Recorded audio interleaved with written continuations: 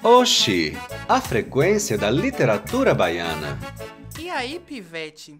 Estamos direto do LabMav do IFBA, depois de tanto tempo, 1 ano de pandemia, piva. Quase não sai. Pô, Piva, é verdade, viu? 1 ano aí já nisso aí, mas tamo aí. Laboratório massa aqui do IFBA.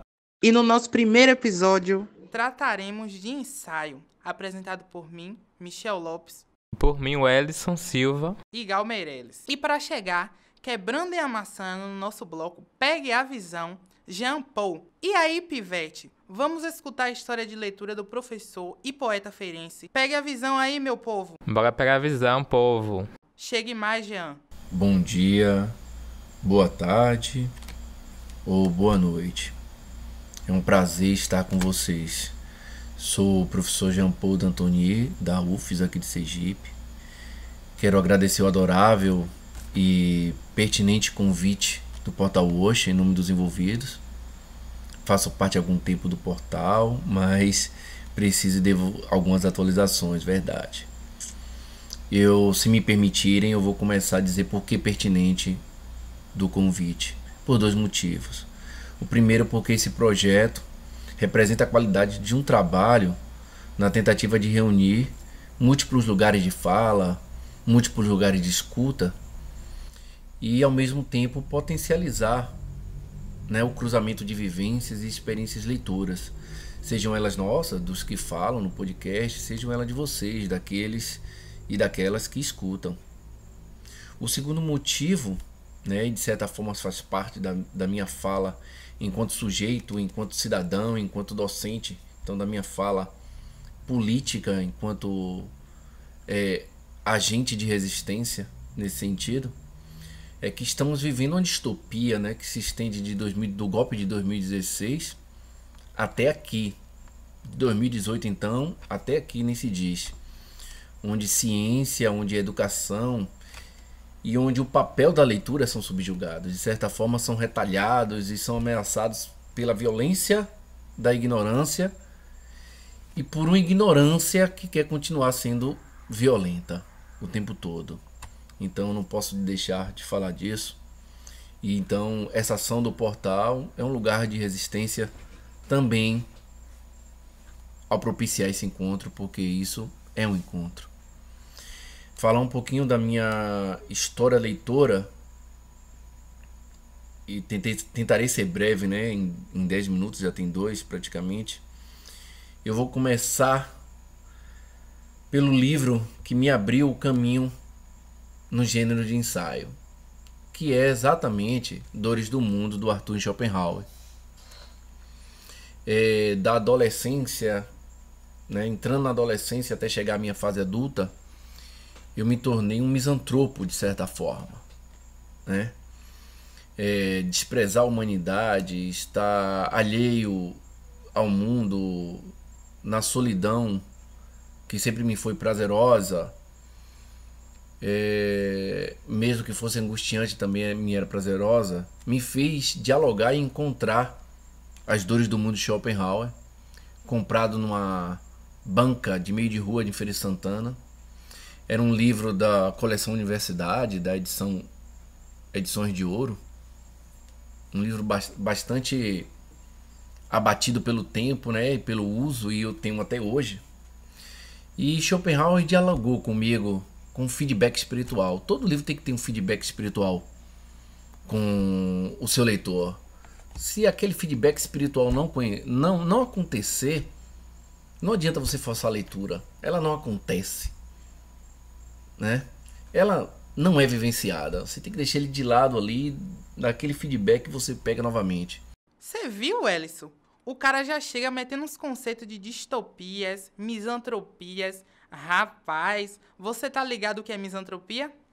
Pô, Piva, É aquele lance de ficar sozinho, não gostar de ninguém, achar tudo chato. É, pois é, né? Cara, ainda lança uma reflexão, né? Sobre essa ligação espiritual com o livro. Rapaz, foi uma das falas que mais me tocou. De que além do conteúdo do livro, para se dar bem com a leitura, tem que rolar essa ligação espiritual do leitor com o texto. É onda, viu? Essas coisas assim. Então vamos seguir ouvindo Jean Paul, Pivete? Bora! E Schopenhauer, quando vai falar da vida, que a vida nos é colocada como o absurdo do dever, né? Nos foi imposta, temos que cumprir à força esse trabalho de viver, né? Resultando num trabalho incansável, sem trégua, onde tudo é batalha, é guerra, é tensão de extremo a extremo.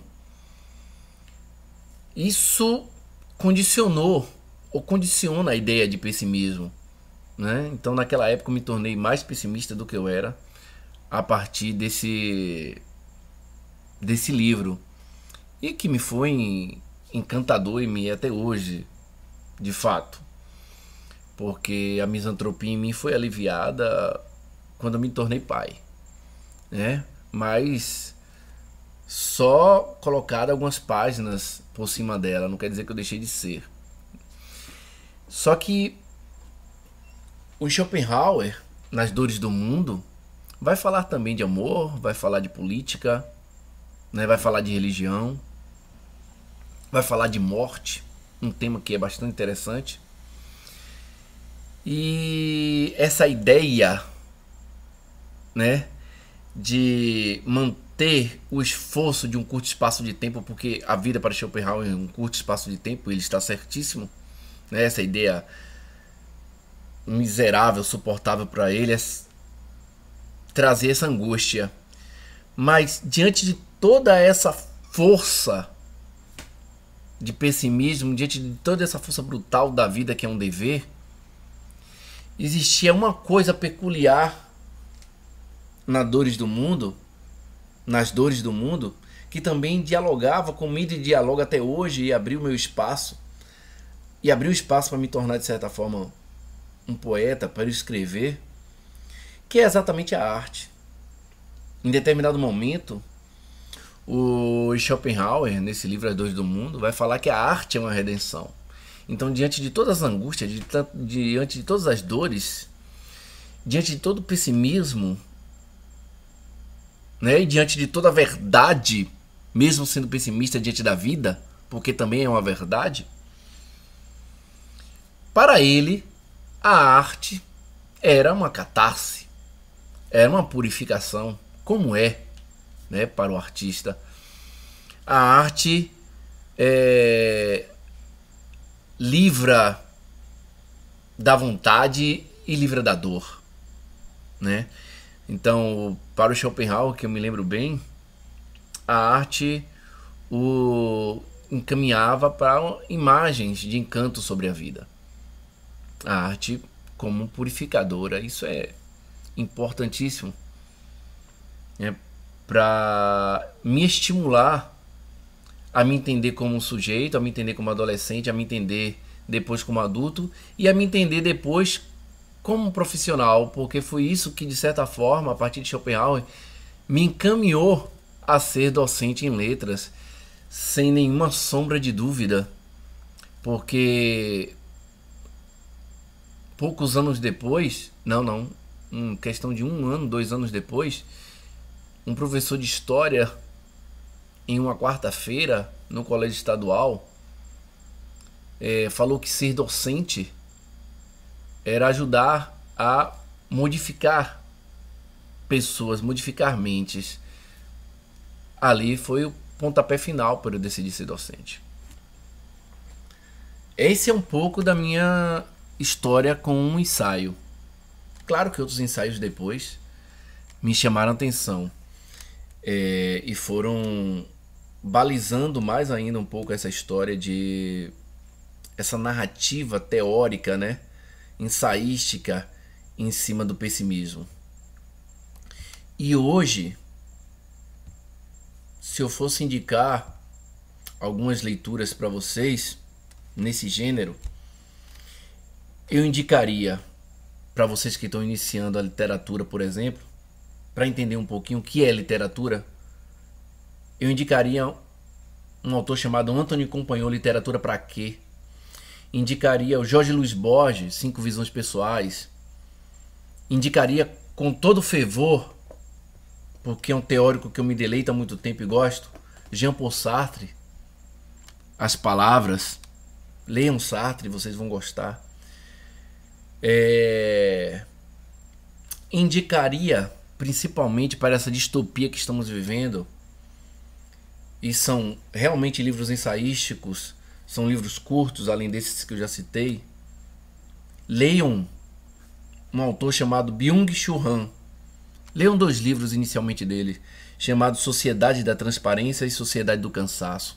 E vocês vão entender que essa transparência que vivemos é uma ausência, uma crise da confiança.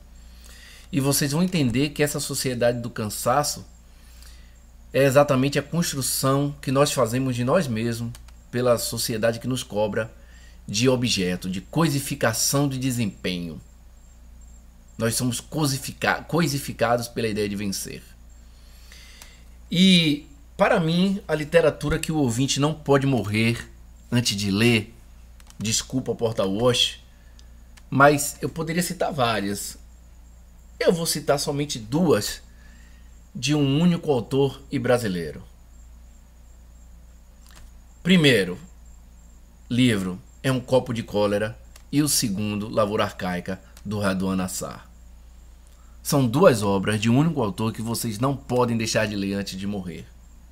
E se for para finalizar no Universal, Fernando Pessoa, Ficções do Interlúdio. Foi um prazer, um abraço a todos. Ah, que massa a dica, Jean-Paul. O Oxe agradece a sua participação aqui. E aí, Michel, decorou? Decorei sim, Pivete. Pois é, já estou animado para ter indicações. E aí, povo que escuta, confira aí o link que tá na bio, hein? E para fechar o nosso primeiro bloco, não poderia faltar a nossa performance Choque de Shows. E hoje, com o maravilhosíssimo cantor Jorge Lampa, com a música O Presente, Jogue Duro Lampa. Choque de show!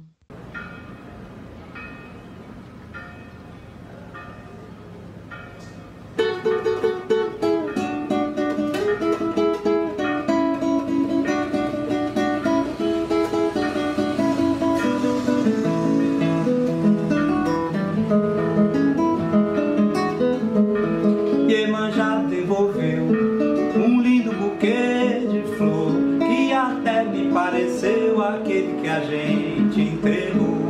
Foi por causa da maré, o amor que não vingou.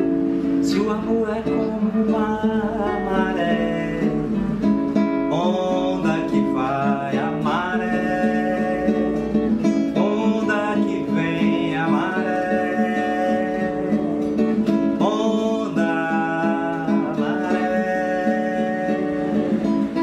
Se o amor é como uma maré, também mergulhar, a maré saber se jogar, é não saber nada bem, é não saber o que vem a maré, querer bem a maré, te querer bem a maré, te querer meu bem, a maré, te querer bem meu bem. Mas o amor é como flor, não só de jogar no mar, flor bonita de se ver, flor boa de se plantar. Será que ela já devolveu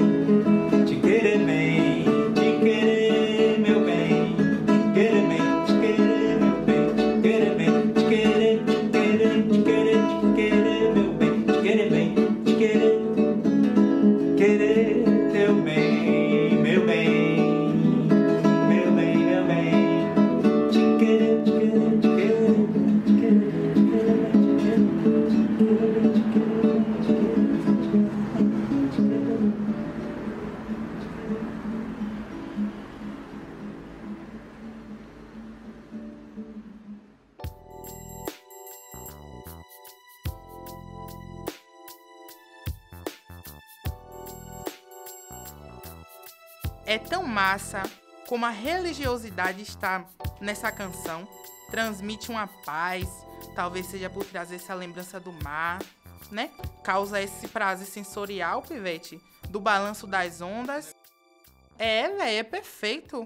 Ô, doia! Uhul, meu povo, tamo aqui, hein? Até que enfim saiu esse negócio, que bagaça! Desde novembro a gente aqui, nesse Reme. Eu sou Gal Meirelles e tô aqui com Ellison Silva, Michel Lopes, apresentando o nosso podcast. Oxi, a frequência da literatura baiana, gente. Vocês que nos escutam aqui, fiquem sabendo que estamos direto de Santo Amaro, viu, meu povo? Quem ouviu aí, Jorge Lampa, é o nosso parceiroxe que trabalha aqui na UFRB, cantor, compositor, brocando aí pra gente com essa música linda, essa homenagem a Iemanjá. E temos aqui o nosso outro parceiro, Nino Gonçalves, que está fazendo a captação de áudio e a edição desse material, viu, gente? Vocês que estão ouvindo aí, saibam que tem muito trabalho nessa bagaça. Pois é, gente, depois dessa música, né, que é um presente pra nós e um presente pra vocês também, ouvintes. Uma música muito emblemática, que representa muito a Bahia, né? O mar da Bahia e todas as tradições que se consolidaram por aqui. É muita história, viu? Michel que é de Acupe, o Ellison que é de lá, de mais distante, de Amélia, mas conhece o mar da Bahia, tá aqui, né, nos cantos do Recôncavo. É muita história e muita cultura, viu, meu povo, por aqui. E vamos continuar falando de cultura no nosso bloco Colé de Mesmo. O bloco Colé de Mesmo, ele tem a ideia de trazer sempre uma figura massa, bacana, para fazer umas explicações pra gente, falar de umas paradas que às vezes a gente nunca nem sabia que rolava. E hoje vamos ter o professor Luiz Alcântara. Luiz foi professor aqui nosso do Campus Santo Amaro e agora está trabalhando lá em Lauro de Freitas. É advogado, é especialista em direito público e vai falar com a gente sobre nosso direito à cultura. Mas como assim direito à cultura? E existe isso, rapaz? Ah, meu filho, você que é de Acupe, com tanto nego fugido, nunca ouviu falar nisso? Pois se ligue, Michel. Vamos ouvir aí o professor Luiz brocar, viu? Olá, caro ouvinte, eu sou o professor Luiz Alcântara. E hoje estou aqui para conversar com você sobre direito à cultura, direito aos bens culturais, e faremos isso abordando algumas questões que foram propostas, a começar pela seguinte: se pensarmos o direito aos bens culturais como integrante dos direitos humanos, como é possível entender a configuração deste direito de acordo com a legislação brasileira? Para responder essa questão, é importante lembrarmos que o direito à cultura ele se enquadra dentro de alguma das dimensões de direitos humanos. De fato, o direito à cultura ele é reconhecido hoje como um direito humano, porque ele tem a ver e guarda relação direta com a formação de determinado povo e, mais específico, com a formação de determinada identidade do indivíduo. Se o indivíduo ele pertence a um povo, ele pertence a uma nação, ele pertence a um contexto cultural, é direito dele se apropriar desses elementos que foram construídos por aquela população local, por aquele grupo social do qual ele faz parte, seja por seus antecessores, seja por aqueles que estão construindo o que vai se chamar de cultura ou mantendo aquela cultura naquele momento. Então, esse direito à cultura ele faz parte dessa segunda dimensão de direitos fundamentais que foi reconhecida, chamada de direitos sociais, econômicos e culturais, e que é uma dimensão de direitos fundamentais que exige do Estado uma prestação positiva, exige do Estado um agir. O Estado ele não simplesmente vai fazer o que ocorre na primeira dimensão, que ele reconhece os direitos de liberdade, os direitos da primeira dimensão, e ele se abstém de interferir. Ele apenas protege para que outros também não interfiram nessa liberdade. Não, aqui na segunda dimensão, na qual se inclui o direito à cultura, um direito humano, essa dimensão ela exige que o Estado ele adote uma postura ativa, uma prestação positiva, uma ação, um fazer, um concretizar, uma viabilização do exercício desse direito. Então, o Estado não somente é um fiscal de não interferência, ele é um efetivador desse direito à cultura. E tanto isso é real que a nossa Constituição Federal, em seu artigo 215, ela vai dizer que o Estado garantirá a todos o pleno exercício dos direitos culturais e acesso às fontes de cultura nacional, e apoiará e incentivará a valorização e a difusão das manifestações culturais. Ou seja, coloca o Estado como um garantidor, né, um protetor efetivo daquele exercício de direito cultural e também como um apoiador e incentivador à valorização e difusão dessas manifestações. Ou seja, exige uma postura ativa e não de mero observador, de protetor quando se levanta um braço e estou dizendo estou ofendido. Não, ele tem que fazer antes, ele tem que propiciar que isso aconteça. No mesmo sentido, o artigo 216-A da nossa Constituição vai falar do Sistema Nacional de Cultura, que ele é elaborado em regime de colaboração, de forma descentralizada, ou seja, e participativa, ele engloba diversas entidades das esferas de poder. Você vai encontrar a União, os estados, os municípios, você vai encontrar a sociedade civil, as organizações da sociedade civil, né, comumente chamadas de organizações não governamentais, mas hoje chamadas de organizações da sociedade civil, ou seja, todos os agentes privados ou públicos, todos os indivíduos, todas as entidades que quiserem compor ou compõem por uma determinação legal esse ambiente cultural, esse sistema nacional, eles irão organizar e fazer funcionar toda essa sistemática. Então, percebam que a nossa construção jurídica, constitucional, e a Constituição é o documento máximo do nosso país, né, com as normas máximas do nosso país, já prevê elementos lá para que esse Estado ele haja na proteção desse direito à cultura, ele haja na proteção desse direito, aqui reconhecido como direito fundamental, né, esse direito humano, que é o direito aos bens culturais, o direito à cultura. Ah, massa, véi! Então quer dizer que pela Constituição temos direito de cobrar e até fiscalizar o Estado para garantir o nosso direito à cultura? Eu lá sabia disso? Pois é. É tanta coisa que a gente não sabe, que esses caras enganam a gente, rapaz. É muita coisa que a gente não sabe. E tem mais, viu? O poder público é obrigado a gastar na compra e distribuição de livros. Vocês sabiam disso? Você não sabia não, Ellison? Pois fique ligado. Vocês também que estão nos ouvindo, viu? Se liguem aí no que o professor Luiz vai dizer. A segunda pergunta diz respeito ao orçamento. Orçamento para aquisição do que a legislação brasileira define como sendo a principal ferramenta de preservação e difusão da nossa cultura, que é o livro. Então, quanto ao acesso aos livros, quanto o governo é obrigado a gastar na compra e distribuição destes? Infelizmente, a gente não tem uma lei federal que defina um mínimo financeiro a ser gasto com livros, né? Mas a gente tem uma especificação em relação a livros didáticos, porque eles fazem parte do orçamento da educação. Então, como eles são livros utilizados no processo educacional, esse orçamento da educação, uma fatia dela é utilizada para a aquisição desses livros. Nós temos especificações em relação à quantidade de livros que as bibliotecas precisam ter nas instituições de ensino, mas nós não temos um mínimo financeiro definido em relação a aquisição de livros como um todo, livro em geral. E segundo entrevistas dadas pelo governo federal em janeiro de 2020, né, de acordo com matéria veiculada no Jornal de Brasília nessa mesma data, nesse mesmo mês, o governo gasta por ano cerca de 2 bilhões com a aquisição de cerca de 165 milhões de livros didáticos.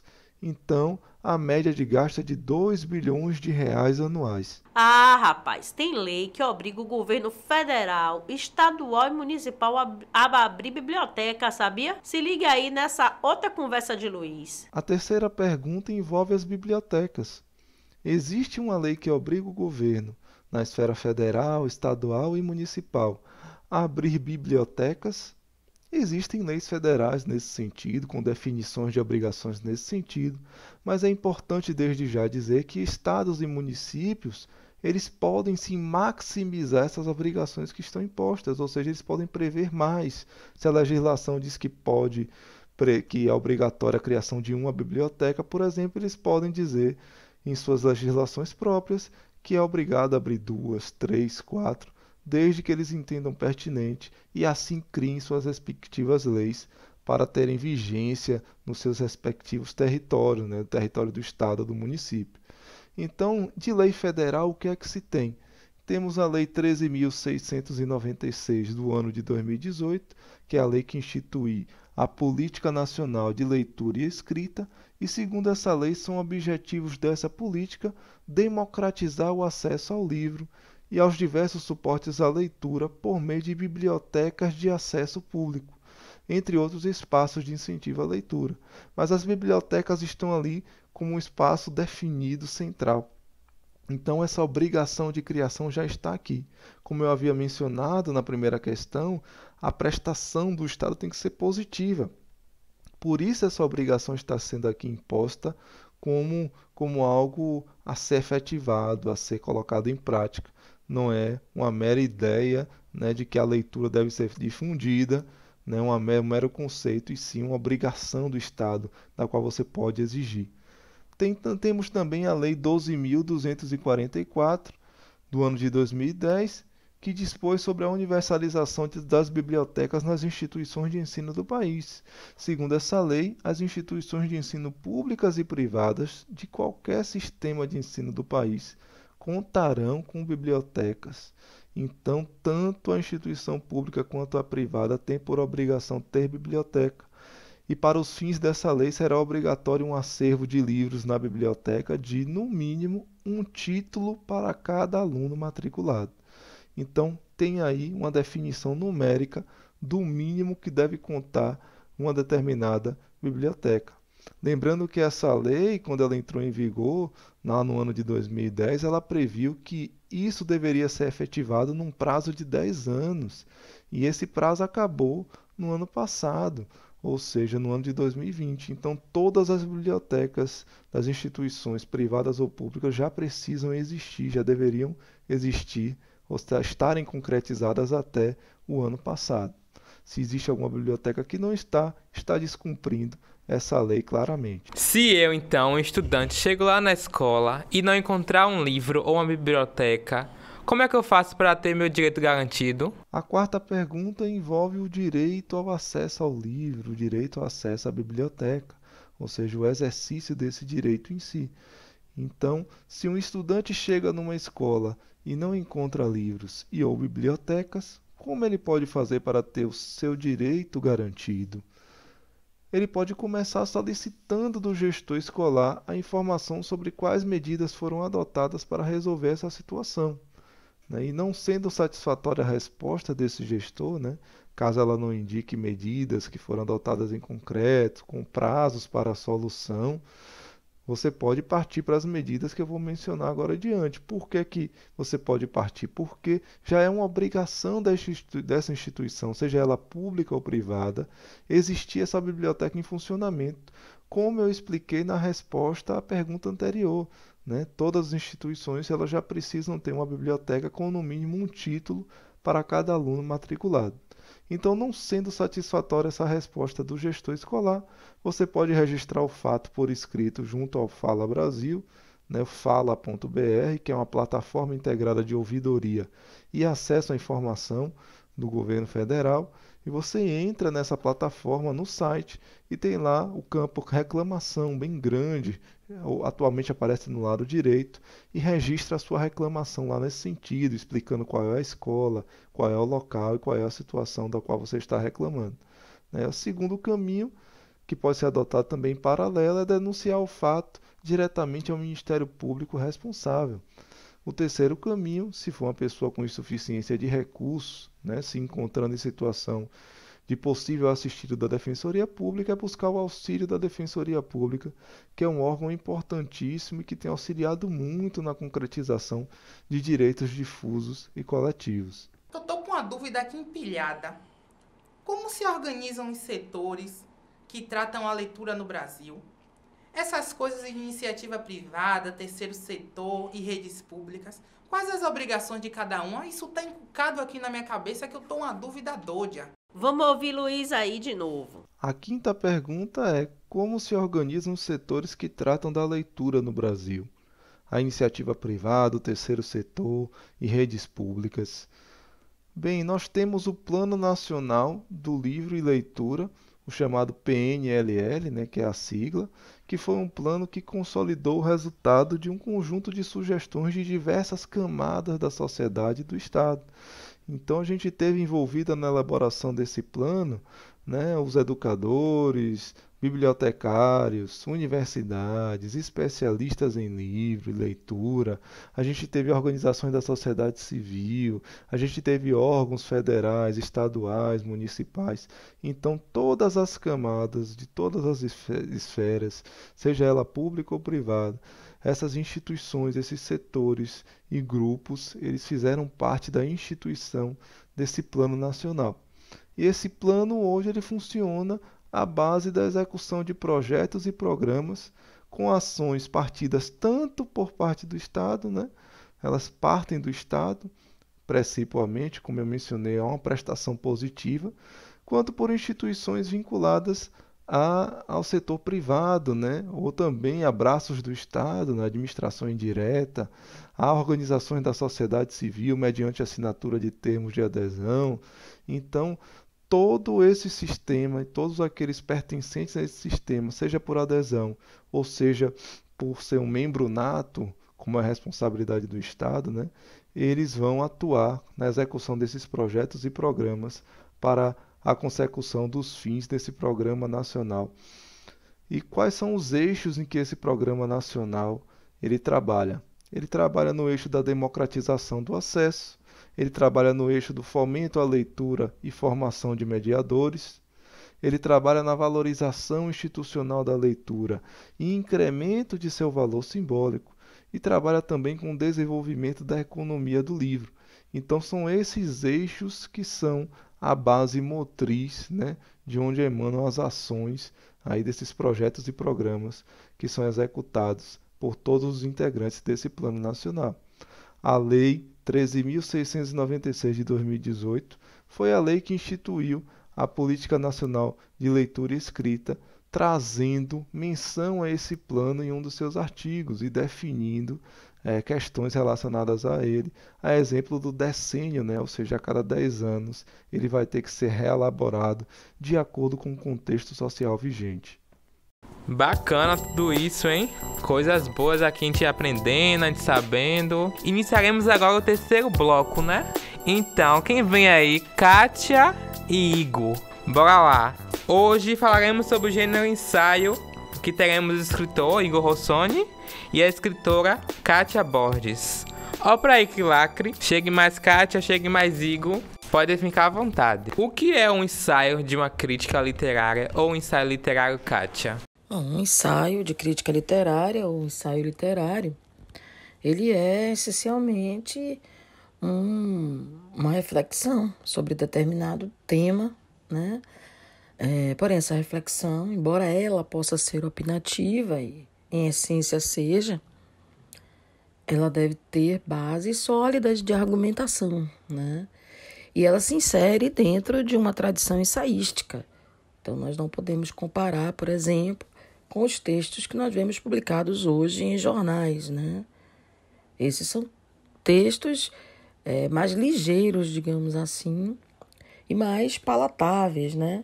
No sentido de que o foco de leitura desses textos são um público mais amplo, né? Nem sempre o público especializado. Já o ensaio nos pede um esforço maior de leitura e de compreensão das reflexões do seu autor, né?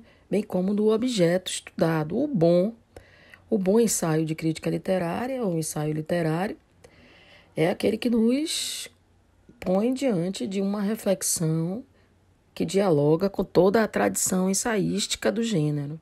E aí, meu consagrado, o que caracteriza sua produção ensaística? Me diz aí, Igor.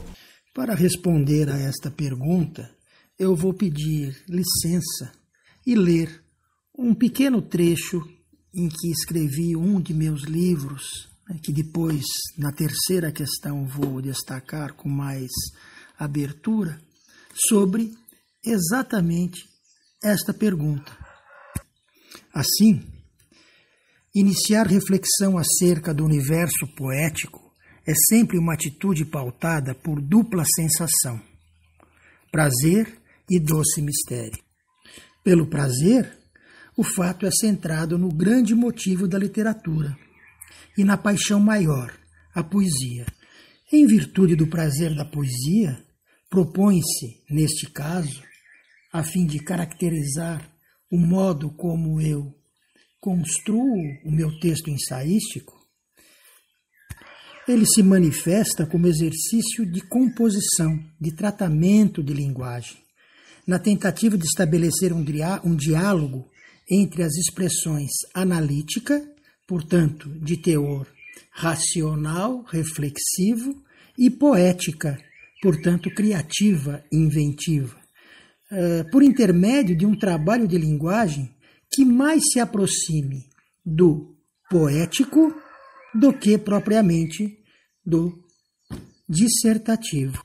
O resultado disto é tender a elucidar, a colocar em prática um vaso comunicante possível entre esses dois procedimentos de atuação textual.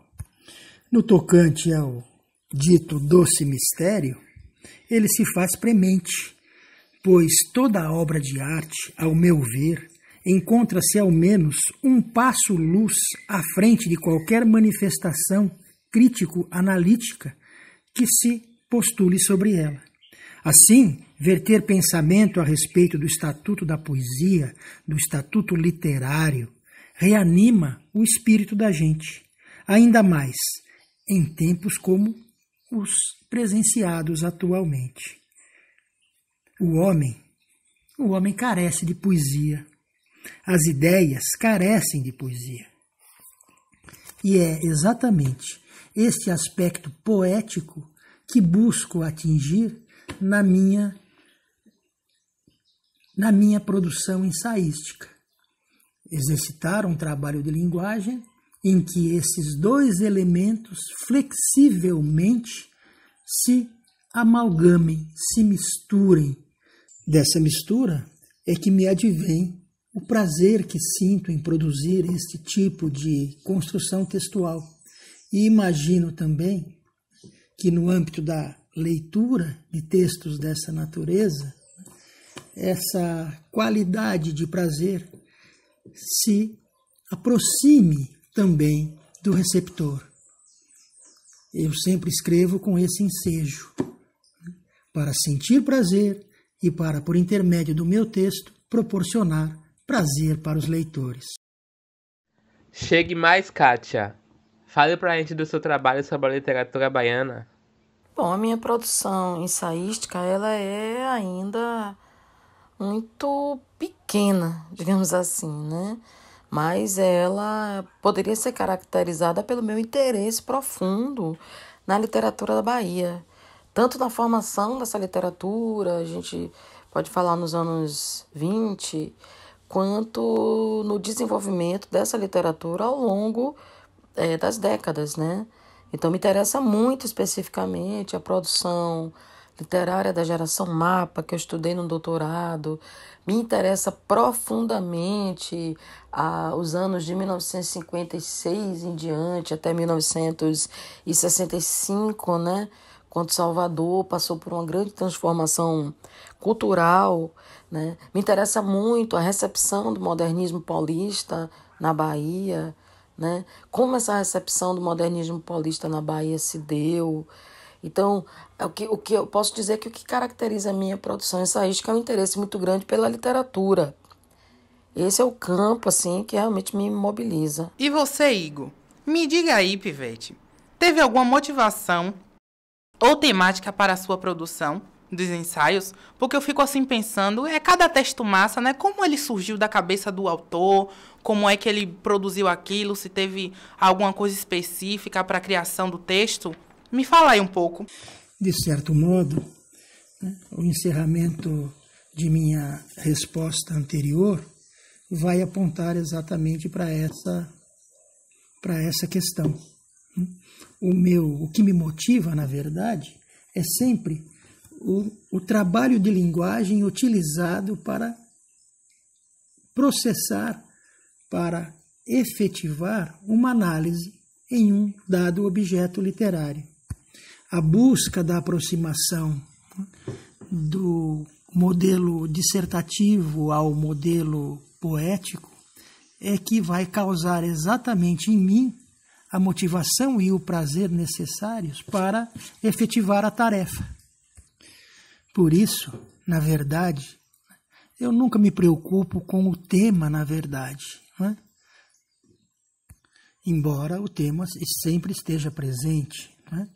Ele venha a ser a referência a partir da qual, né, o pensamento reflexivo vai se acoplar à inventividade criativa e, a partir daí, né, gerar no meu pensamento uma construção analítica que venha a produzir reflexões pautadas na realidade textual, literária, a qual estou analisando, mas deixando muito claro, né, que o aspecto inventivo é que vai sobressair ao aspecto dissertativo, independentemente do tema, né, que espelhe o objeto ora analisado.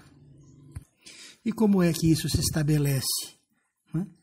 Como é que esse jogo, né, que eu coloco em prática, né, de fato ocorre? De fato ocorre e me motiva, não é?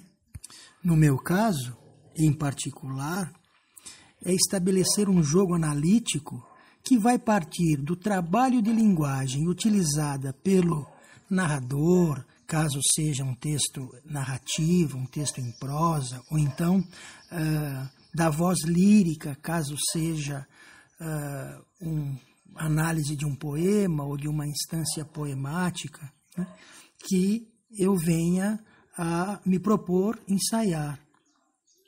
Portanto, esse é o ponto de partida, né? É o discurso do outro, é o discurso ficcional, né? E a esse discurso eu acoplo, né, o tratamento de linguagem que eu busco efetivar na construção da respectiva análise. Esse, então, é o procedimento.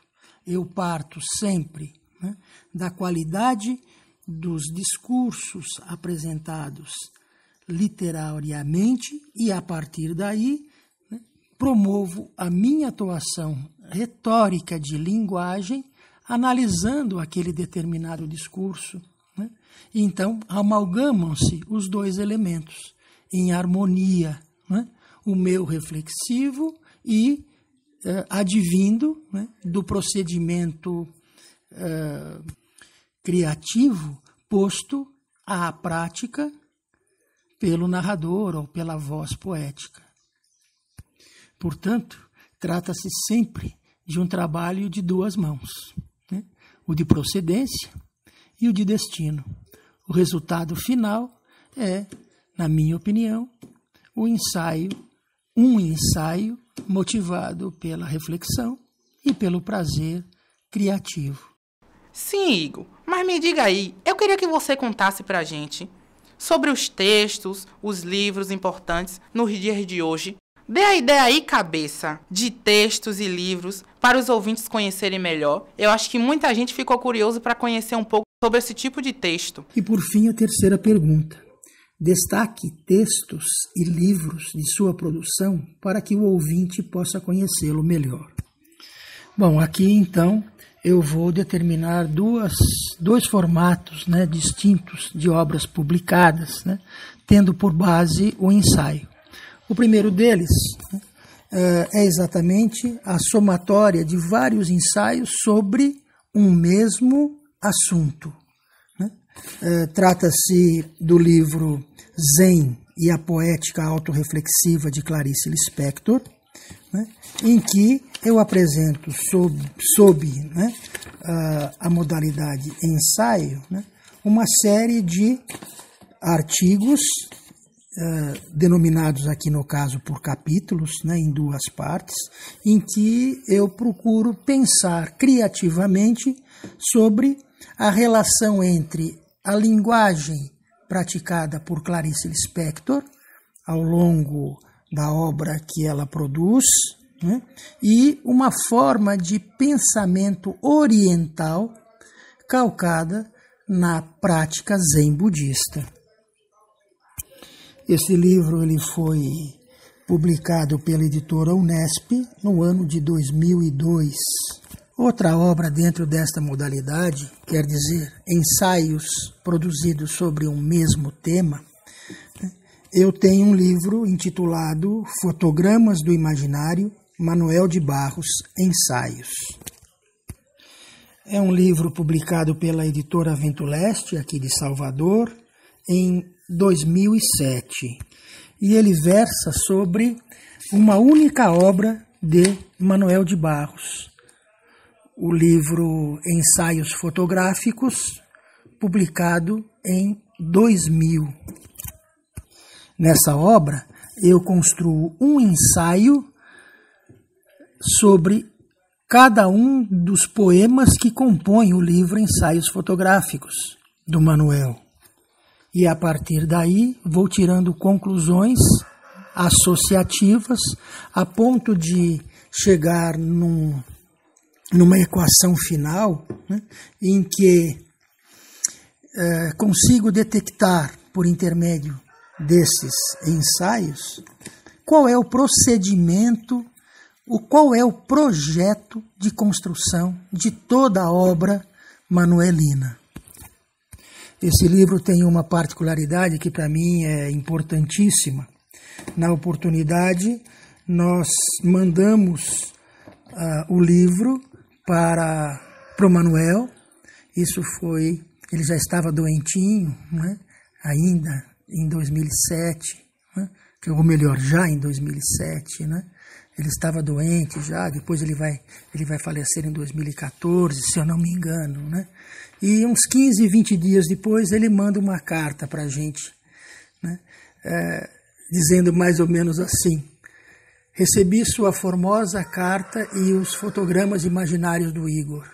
Esse Igor Rossoni bem desvenda meus escuros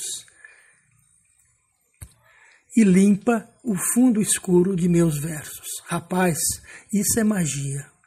Te dou nota 10. E vai por aí afora. Lá no final, ele termina com o amor do Manuel de Barros.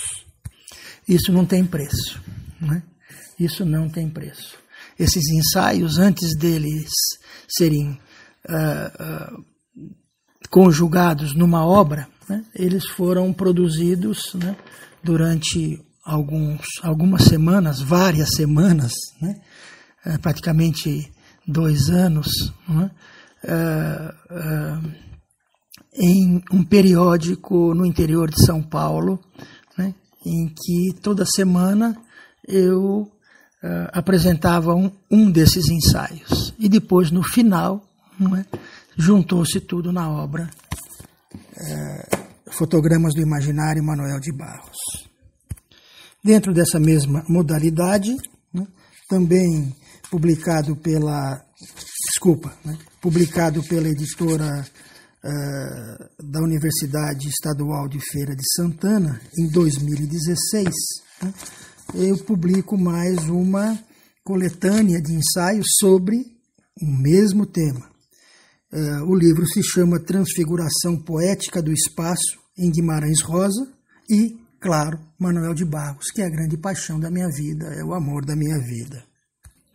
Ele é dividido em 3 partes, com várias subpartes, né? A primeira delas intitula-se Sertão Movente, a transfiguração do lugar em João Guimarães Rosa. A segunda parte, Rosa e Barros, da descoberta da palavra à palavra da descoberta. E, na terceira parte, entre líquidos e lonjuras, a construção da movência poética em Manuel de Barros. É um livro que me deu muito prazer em fazer, né, porque são 2 autores muito caros e que me dão um grande prazer em investigar criativamente a produção que eles imortalizaram. E o terceiro, ou quarto, já não me lembro, 1, 2, 3, 4, né? E o quarto, na verdade, ainda não foi publicado. Né? Não foi publicado. Ele se trata, né, da minha tese, na verdade, para o grau de professor titular da UFBA. Né?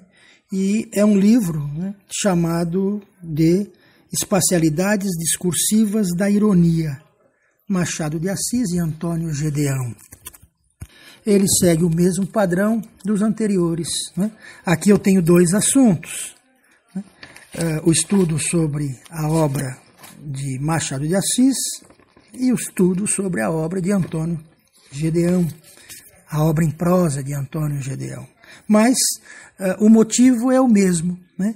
É um estudo de espacialidades discursivas da ironia. Portanto, também se constitui numa série de ensaios, tendo como foco central a ironia, a construção da ironia, né, em textos narrativos de Machado de Assis e de Antônio Gedeão. A esperança é que brevemente ele também saia em livro, mas isso ainda é muito recente. Não é? E por outro lado, né, ensaios vários, né? Quer dizer, ensaios que não versam sobre um único assunto, sobre um único tema. Esse é o caso da obra Cenas Brasileiras, Ensaios sobre Literatura, que foi também publicado pela editora Vento Leste no ano de 2012. Nesse livro, né, o que ocorre é que eu produzo, né, 25 ensaios sobre poesia produzida no Brasil e 25 ensaios sobre prosa produzida no país. Quando foi produzido, né, a expectativa era que esses textos pudessem servir de endereçamento, né, e de motivação, né, para a leitura secundarista. Não somente secundarista, né, mas, enfim, para os interessados em pensarem, né, o panorama da literatura nacional. Então, é claro, né, partindo, né, de meu gosto pessoal, né, aqui a gente vai encontrar ensaios sobre Rubem Braga, Assis Brasil, Clarice Lispector, João Bananeri, Elomar Figueira Melo, Guimarães Rosa, Manuel de Barros, Rubem Alves, Caio Fernando Abreu, Carlos Drummond de Andrade, Flora Tomé, Eduardo Sterzi, João Cabral de Melo Neto, enfim, né? Tanto atuando na poesia quanto na prosa, né? São 50 temas, 50 ensaios, né? Curtos, né? De aproximadamente 6, 7 páginas, né? Que foram também fruto de publicação jornalística, né? Aos moldes dos ensaios citados lá nos fotogramas, né? Inclusive no mesmo jornal. Mas tudo isso, né, é fruto, né, de um trabalho que tem por motivação, né, digamos assim, sentimental, o prazer por pensar, por escrever, por tentar contribuir um pouco, não é, com o cenário das manifestações literárias brasileiras, né? Tanto no âmbito da construção quanto no âmbito da recepção. Deste modo, eu dou por encerrada, né, a minha participação aqui em mais esta variante, né, de atuação do Projeto Osho. Fico muito mais uma vez agradecido, né, por ter sido convidado e por poder falar um pouquinho com vocês. Top, Pivete! Essas falas de Igor causam um impacto muito grande, né? Por estar no lugar do autor e ao mesmo tempo do quanto crítico, né? E esses textos, né? Essa preocupação com os discursos apresentados e a linguagem projetada aos leitores. É uma coisa interessante, né, Michel? É muito interessante ver. Eu fico aqui pensando, né? Quando eles vão falando, conversando um pouco sobre essas coisas. Eu fico aqui aprendendo muita coisa. Pô, velho, é massa. E isso é o retrato de um autor apaixonado do que faz. E Igor mostrou isso aqui pra gente, né? É isto, meu povo. Depois de ouvir Igor, vamos saber de Kátia Borges como anda as paradas de ensaios na Bahia. Como eu disse anteriormente, assim, a minha motivação, né, a minha temática para a produção de ensaios tem sido a literatura baiana. Especificamente, me interessa essa recepção do modernismo paulista na Bahia, né? As várias gerações modernistas baianas, né? E o desenvolvimento da literatura no Estado. Então, de que modo esse desenvolvimento vem se dando, né? Como o campo literário na Bahia, ele tá na contemporaneidade, ele vem se organizando. Agora, por exemplo, nós temos uma grande mudança em termos de recepção do que se produz na Bahia. A gente pode observar isso pelo destaque que vários autores de minha geração, de gerações um pouco mais novas, têm obtido em termos de mídia, de premiação, de consagração, né? Instâncias de consagração da literatura. Então, esse é o tema, essa é a grande temática que me mobiliza em termos de ensaio. Em relação à nossa produção ensaística, eu gostaria de citar o nome da professora Evelina Roisel, do Instituto de Letras da Universidade Federal da Bahia. Ela ganhou o prêmio Biblioteca Nacional no ano passado, com um livro chamado Teoria Crítica e Criação Literária, O Escritor e Seus Múltiplos, que reúne ensaios. A gente tem também, com produção ensaística relevante, isso só em letras, né? A professora Lígia Fagundes Teles, a professora Antônia Herrera, a professora Denise Carrascosa, a professora Milena Brito. Então, a gente tem aqui a Luciene Azevedo, um livro sensacional também, de ensaios, o professor Antônio Marcos Pedreira. Então, a gente tem uma produção ensaística própria, muito relevante no cenário nacional. E essa produção ensaística própria, ela se debruça sobre temas da literatura contemporânea, nacional, temas da literatura baiana e temas da cultura baiana em geral, né? Então, creio que a gente vive uma boa fase em termos de ensaios hoje na Bahia, assim. Pô, Pivete, que paradas massas acontecem na literatura aqui na Bahia, hein? Uma produção gigante e rica, muita coisa que eu nem imaginava.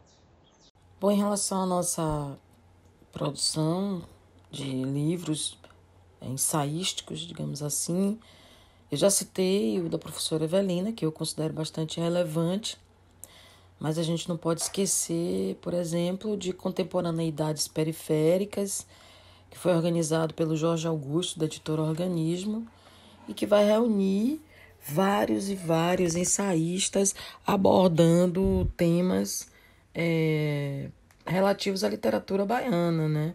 Autores que publicaram na literatura baiana. E eu citei Luciene Azevedo, falei em Marcos Pereira, desculpem, Antônio Marcos Pereira, Luciene Azevedo, alguns dos ensaístas que eu até tinha citado anteriormente, né? Milena Brito, Denise Carrascosa e outros, né? E esse chama Palavras da Crítica Contemporânea, que eu considero também um livro muito relevante, um livro baiano muito relevante de ensaios. Obrigado, Kátia. Obrigado a Igor também. Só tivemos gente boca de 09 aqui hoje. Garanto que muita gente pegou a visão. A galera deve estar aí doida. Tanto conteúdo, tanta coisa massa aí aprendendo, né? Tantos conceitos, tanto aprendizado em uma vez só. Estou muito feliz com isso. E ficamos por aqui. Nos acompanhe nas nossas redes sociais, @Projeto Oxi, para os próximos lançamentos. Vocês saberem em primeira mão. O link está na descrição. Abraços literários. Tivemos também, Michel, depois do bloco Pegue a Visão, o bloco Colede mesmo, quando ouvimos professor Luiz Alcântara explicando sobre o direito à cultura. Quem quiser saber mais, veja os links aí na descrição, ou é na bio. Bio e descrição é a mesma coisa, né, gente? Tá por aí. Pronto, tem tudo aí explicadinho para quem quiser saber, assistir os vídeos, ler os textos. Valeu aos nossos colaboradores, a Nino, que gravou e editou nossos áudios, e a Rodrigo Carvalho, que nos ajudou com o material para o YouTube. Pô, então quer dizer que agora estamos no YouTube, né? Vai ter, rapaz. A gente não tá metendo os episódios lá no YouTube também? Quem quiser pode acompanhar pelo YouTube também, viu? Com a arte aí de Rodrigo Carvalho, que é do Oxi e tá colaborando com a gente. Massa, YouTube, Oxi, Literatura Baiana Contemporânea. Pra quem tá inscrito, né? Curte aí, comenta. Pra quem não tá inscrito, vai lá se inscrever. E pra fechar o quadro, né? Boca de 09, massa, bacana. Tivemos aí a participação de Igor Rossoni e Kátia Borges, né? Falando sobre ensaio, falando sobre literatura baiana, agora no tempo atual. E é importante, né? Vocês seguirem as nossas redes sociais para acompanhar os próximos lançamentos. Então, o Instagram, @Projeto Oxi, o Facebook, Oxi Literatura Baiana Contemporânea. E não deixe de mandar para o nosso zap sua história de leitura. O número vai estar aí na bio, mas eu vou reforçar. 75998024438. Anotou? 75998024438. Estaremos aguardando a sua história de leitura, hein? É isso, gente. Finalizamos aqui o primeiro episódio do Oxi, a frequência da literatura baiana, com o episódio ensaio, né? Encerrando agora com a participação, né? Com a fechação de Lidiane Souza. Broque aí, parceira. Laranjas. Mordo uma laranja e ignoro a cor da casca. Abro janelas, peito e espreito o calor fulminando o ar noturno no interior de tudo.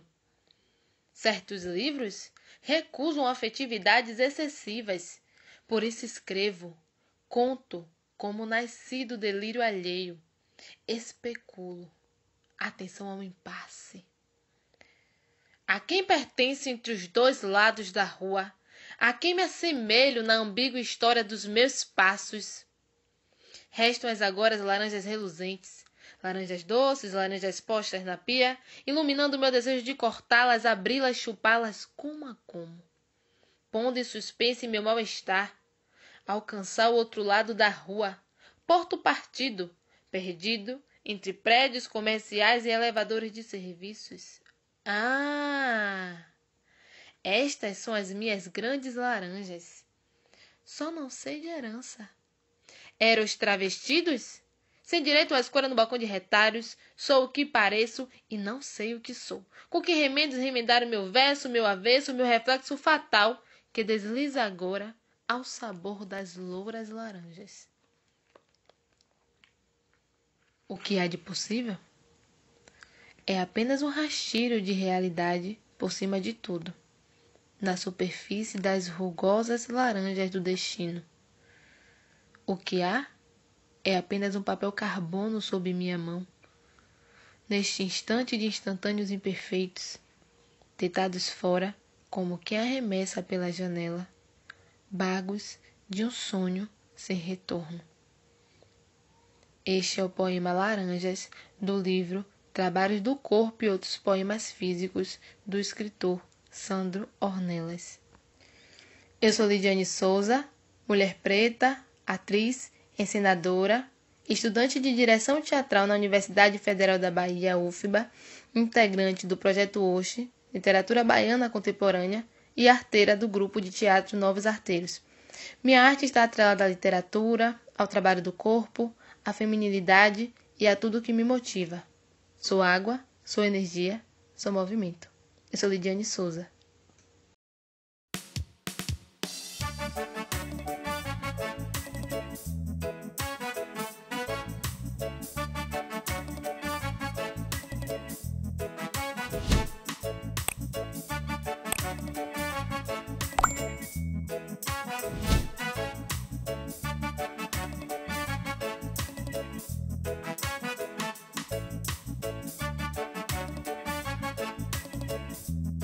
Oxi, a frequência da literatura baiana.